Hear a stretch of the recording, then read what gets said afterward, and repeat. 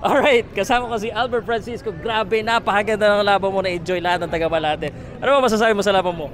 Una-una nagpapasalamat daw sa taas kasi hindi niya ako binabayaan sa laban.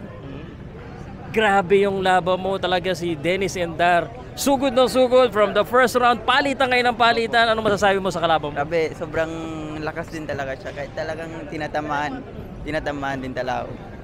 At any point in the fight, medyo nasaktan ka ba niya o medyo nahilo ka na paramdam mo na, ay naku, parang delikado ako Tinatamaan ako, nahilo ko.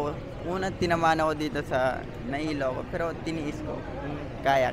Yun. Ngayon, ikaw ang panalo. What was the game plan after yung game plan nyo dito? Pwede mo siguro i-share. Kasi grabe yung palitan nyo eh. Tapos siya parang naubos yung kanyang hangin.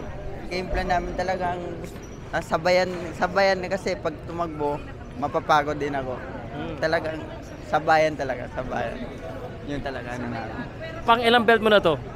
Pangatlo.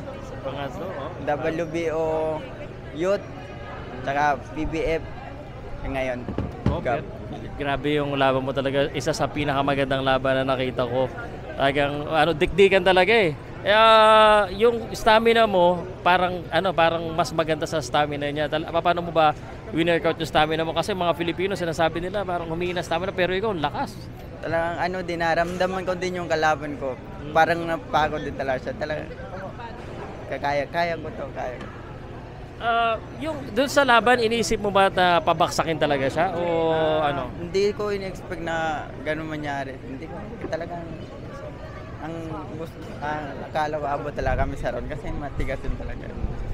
Anyway, congratulations bro. Pagbibigyan kita ng pagkakataon na shout out tsaka magpasalamat sa mga sponsor, mga sumusuporta Salamat ako una sa manager ko, kay Johnny Elorde at kay Sir Manny Pacquiao, Blue by Blue.